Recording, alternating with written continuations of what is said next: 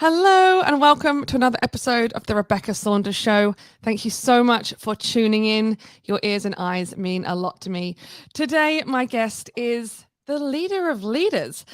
She is a disruptor and a powerful people enabler, and I cannot wait to chat everything leadership and impact. Welcome to the show, Julie Hyde. Thank you so much for having me, Rebecca. I can't wait for our chat today.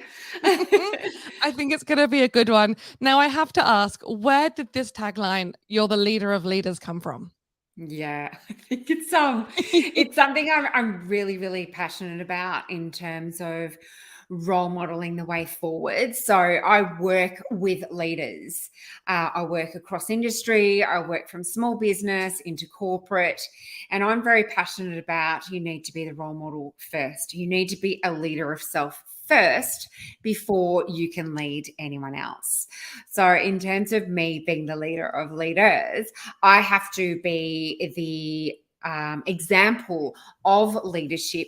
And I believe that is through your actions before I can work with anyone or lead anybody else. So that's where that tagline comes from. But leadership is absolutely something I've been passionate about for a very, very long time. Yeah, and it's very broad, going from small business into corporate.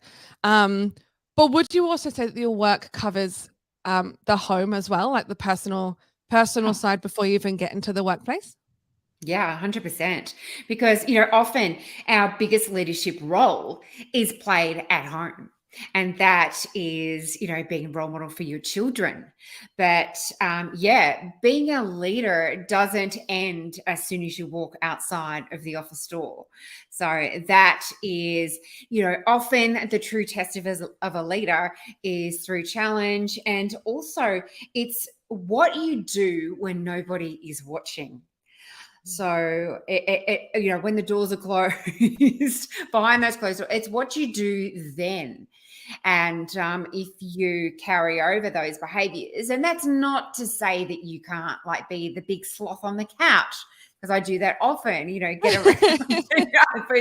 It's not wearing your suit or your work attire around home.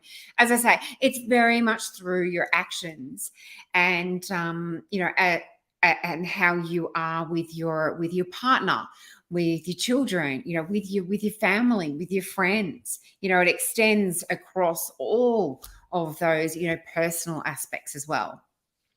So what I'm hearing there in my head goes authentic self, Oh, leaning into what makes you you. Because how exhausting is it when you're trying to be different people in front of different audiences, right? That's got to be so exhausting, particularly from a corporate perspective or someone running a large team. yeah, 100%. And I suppose that's something I learned really early on in my career, being a bit of a serial people pleaser. I was running around wearing very different hats for a whole range of people. I was one person for my team, I was one person for my leader, I was one person to friends, to family. And, very quickly you can forget who you are. And Mm. I found that with, a lot of, women, in particular, because they wear so many hats and are juggling so many balls in the air, often it's they lose connection to their values. Like, who actually am I? And what do I stand for when I'm not wearing all of these respective hats? So if I was to wear one hat, who is that person? Like, who is Rebecca? Who is Julie? And what are her values? And what does she stand for? Because you're right, that can be incredibly exhausting. And it can also be very, very confusing for people, particularly in that leadership sphere, and I'm talking about, the work environment in particular. If you're not consistent with your leadership, if you are different things to different people, it can be very confusing to those that you're leading, because which can then breed a bit of distrust, because it's like, well, who is my leader? What is he or she's stand for? who actually are they, and how can I build a relationship with this person when I don't truly know who they are at the core, rather than, they might be getting to know you on a real surface level. Yeah, and I think that core piece of even others getting to know you, it's almost the getting to know yourself piece first, which I think is as equally as confusing, right? I know I don't know if I shared when you and I chatted on your podcast, but it's just reminded me that I used to wear different colored wigs all the time, like different colors, red, dark, blonde, everything. And when I started my business, I used to keep track of what color hair I was wearing when I was having meetings with certain people, so as not to cause that confusion piece of rocking up one day being brunette once I'd been blonde literally 48 hours before, and vice versa. And I can just, I can tell you now that getting rid of that as a whole piece for me was getting rid of a lot of stress around keeping up appearances, right? It's that hard piece. What brought you into this space? We've all got backgrounds in our careers. What made you stop and think, you know what, I have more to offer the world, and I'm going to focus on that leadership piece and help empower others? I think, are you talking about like jumping into my own business from my corporate world? Yeah. It was really interesting, that journey, because I had grown up in my career, so to speak. So I spent 21 years in the same organization, and I started, straight out of school. So I'd grown up there. And, as you progress through the leadership ranks, and the higher and higher I got, the more I didn't like what I was seeing. And I realized, and I think you sort of realize this through, as you get older and wiser, it's my values just weren't aligning with the organizations anymore, no matter how much I tried. So I thought, okay, it sort of led me to that journey. What am I really passionate about? What is it that I absolutely love doing? And that's, I was always drawn back to this whole leadership piece. And I thought, well, perhaps I can touch, more people, make more of an impact, more of a difference if I started my own business. And so I just thought, wow, just jump out and do that. And I suppose it took an element of confidence and self-belief to think I could do that. But I also think, as I progressed and understood that, hey, build a website, people will come, doesn't actually eventuate. If only it did. Yeah, amazing. And really have to step out of your comfort zone and start networking, start building relationships with people. That is where I had to draw on a lot of my resilience that I built up, and also that, I suppose, that inner confidence to go, okay, Julie, okay, you can do this, right? You can push through. Like you can know what you're good at. Yeah, right. Yeah. You've had 21 years of evidence here that you can draw on, that you're good at this stuff. It's just you need to translate it into a very different world now. So did I jump into that, and was I prepared? No. Would I have done things differently? Yeah. Yeah. I don't think anyone jumping into their own business really knows what's in store until they start. And once you've started down the path, you really can't stop. You just got to keep going. Yeah. Yeah. I So seem to be one of. Sorry. Go on. No, go on. No, I was going to say, I just seem to be one of those people who just can't sit back. I have to be one of those people that steps forward or puts up their hand to take action on things, whether that be even in my sporting career. I always will put up my hand to coach, or to, I'm quite happy to be captain, or then I would umpire. It's like, well, I just want to contribute and take that leadership role. So it's something that's been in me forever anyway. I love that. And you have just brought that through the personal into, it's all part of the world. It's all part of your individual world. And again, it comes down to being that leader inside and outside of the home, of the office, of the business, wherever you are. Now, I have a lot of people question me, Julie, around how I can work with small businesses and large corporates at the same time, because they're very, very, very different beasts. How do you navigate your experience and work with both sides of that coin when they are so different? Mm. Are there I differences think in the work that you do, or is it the same throughout? it's sort of, I think that there's common themes through what I do, but I think the language of corporate and the language of small business can be really different. And I think it's about really immersing yourself and getting to know, particularly for me, immersing myself within the small business, because I started working with companies that I had no experience in at all. But the organisations that I was working with had the problem that I could solve, which is around people and it was around leadership. So I really had to immerse myself and listen to their language, understand how they operated, understand the culture of the business and the organisation, and then adapt accordingly, which is something that we really have to do as leaders, is to be adaptive to the people that we're leading, because people are all different. That one size fits all approach doesn't work, whether you are in corporate, whether you are in small business, or whatever type of business you are leading. Mm. So, I came from a finance background. Obviously, I speak the language in terms, there's a language Oh, finance yeah. that, yeah, and there's a language of corporate that I identify with very strongly. So it was a bit of a learning curve in starting to work with the small business, small and mediums, and Yeah. even down to how you dress, because in corporate I always wore a suit. I Mm. always wore a suit and a shirt, and it's something I never questioned. That was just easy. I'd get up, I'd wear my suit. That was my confidence piece, right? You feel really Yeah. good. Just what I knew. Walking into small business, they're like, suggest you don't Yeah, wear a we don't need the suit. power suit in here. No, that can be perceived as intimidating, which is completely fine. So it's Mm. getting to know that and taking feedback on board and just learning from the mistakes that you make, Oh, yeah. unconsciously. Yeah. And do you have now a wardrobe that you have for small businesses and a wardrobe for corporates, or have you sort of found a sweet spot to blend the two? I think I've found the sweet spot to blend the two. So it's very rare that you'll find me in suits anymore.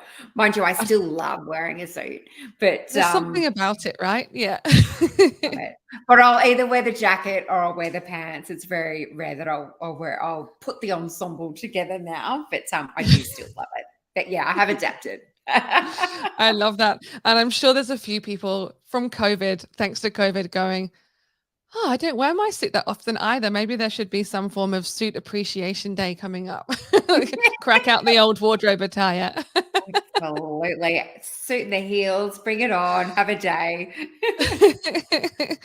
Now, Julia, I know you work with clients through your programs and through your work, but for the nuggets for people to actually take action from listening to our conversation today, where can they start that leadership journey, and what questions do they need to be asking themselves to even start progressing on that space to being a more impactful leader? I think around that impact piece, I think it's very, very important now for leaders to understand, or to really build a really strong foundation for their leaders, for their leadership, to enable them to springboard from that.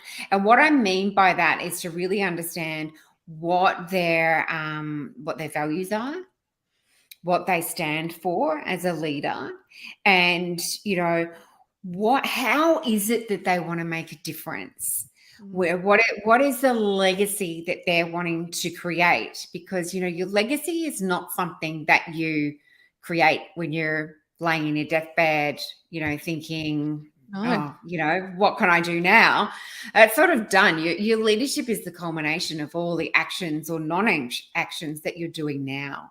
Yeah. So I think the first thing is to really understand what your values are and who it is that you stand for. The second thing is to then identify the behaviors that are going to support that. So what are the key things that you need to be doing consistently to support being that leader, or, or that even being the person that you want to be? Because as I say, it's that leader of self in the first instance that's incredibly important. And then building up those habits to support your those behaviors that you need to be doing. So it's understanding, how are you going to fuel yourself to be the best version of you, to enable you to do what you're wanting to do? How are you going to get to the gym? Like, what is the time in the day that you're going to do that? What are your non-negotiables? So I think those three things: understanding your values and what you stand for, then understanding the behaviors that will support that as a second thing. And the third thing is understanding how are you going to enable yourself to be that best version of yourself. And then the fourth thing around building those habits to make sure that you can be, that person that you want to be. Person. Yeah, I think of the four things. And in terms of the behaviors, I think, not to sit down and write a whole page of, I'm going to do, these 10 things. Because you only be disappointed when you don't do them all, right? You could have done 5 of them, but yeah. Yeah. So I think, start with 3. Always start with 3. It's like, what are the 3 behaviors that are really going to help me make this impact that I'm wanting to make? And once you master those, that's when you can either evolve or add something else in, because we're always evolving as leaders. This is not a set and forget thing. So that there are different things that we need to be adapting to over time, whether that be environmental, whether that be people. But we always need to be evolving as leaders. But I think that's something that I really encourage leaders to be doing on a consistent basis. And that evolution piece, we talked about it being at the workplace, but it also trickles back home and is that home piece. And specifically within the home environment, I know when you're on a personal journey like that, whether it's personal development or leadership, when you're changing you and the people around you are not necessarily keeping up on that can cause a little bit more friction. If we take the home life situation, what have been some of the tips you've been able to share with some of the leaders you've worked with in helping bring those family members along for the ride, to have them support you in that journey? Yeah, there's probably 2 things there. And I suppose you touched on the importance of a support network. So there's 2 things I can remember, and I have shared in my book actually, where I really needed to change my leadership brand to be considered for a huge leadership role that I wanted to go for. So I went through the same journey that I shared just before, and came up with everything that I needed to do, which was quite different, I suppose, to the person that I was being. But in order to achieve my goals, that was not going to work for me, particularly in the work sense. So I really had to, I suppose, change what I was doing. So as I went about doing that, people were suggesting to me that I was, Julie, you're incredibly boring now. Because I was known as the party girl, love to have fun, get out there. If there was some dancing happening, if there was an event, I'd be right out there on the dance floor, that sort of thing. So that's what I was known for, which was not really considered as a leadership potential. So, I just had to be I suppose just dull it down a little bit and start getting known for what I was really good at. And so, you do come up against the challenges. It's like, oh, you're really boring now. Come on, let's, where are you? Let's do this. And it's standing really solid in terms of being anchored to that who you are. So, and it's finding those people who are going to support you. So there will be those who will not come along on that journey with you. And that's okay. That's completely okay. They don't have to. And you that happens throughout your life. But if it is your family, if it is those who, of course, you can't let go of. Can't quite leave them behind. Exactly. I think it's just very much about tailoring the conversations that you have with them. That's something that I also learned when I started my own business. It really challenged my parents' beliefs in that I should have a job, because at the time when I jumped out into my own business, I was single, I had a mortgage. So they're like, oh, the security of your job, it's like gone. All What those are you red going to flags are do? going for people that don't understand. Yeah. Yeah, exactly. But so I realized I had to stop having conversations with my parents about my business because it just wasn't helpful. Yeah. They're always there to support me in a different way. So it's just understanding what those dynamics are and then really setting about to find people who will support you, who will champion you, who will sponsor and mentor you. And I've found that that's really, really critical in terms of, enabling yourself to move forward and building your resilience and just having that circle that understands your journey. And as you go, and people will come in and people will drop out. So, and as your journey goes along. And it's that constant evolution of bringing people along for the journey, letting people go when they're not, not of value. That's the wrong word, but if they're not adding to that journey and being in this supportive role, it's sometimes time to clean that out on a regular basis to consistently be moving that forward, as hard as that is sometimes, right? Yeah, 100%. Yeah. Now, Julie, I know that you talk about all things leadership and how to make yourself a better leader on your podcast and in your book. And I know there's a lot of people listening and watching right now that are wanting to start their journey. And I know that your hub is the place for them to start. So tell me, where can people find you? Where can people find your work and learn from your wisdom? Yes. So the best portal insight into Julie Hyde and what I can offer is on my website, which is juliehyde.com.au. And that has, I write a weekly blog that has a lot of free resources for leadership, for turning busy into productive, has access to my my book that I've written about busy and how to become a really influential and impactful leader, and also my podcast. So that's the best environment for me. And I'm also very active on LinkedIn. So I'd love to connect on LinkedIn also. Amazing. I will put all of those into the show notes of this episode. And I can highly recommend Julie's blog that lands in my inbox on a weekly basis. So thank you so much for sharing your wisdom in that newsletter every week for me, Julie. And of course, being on the show today. I have loved our 20-minute power session. Amazing. Thank you so much for having me. I love what you're doing and I love your message, Rebecca. So thank you.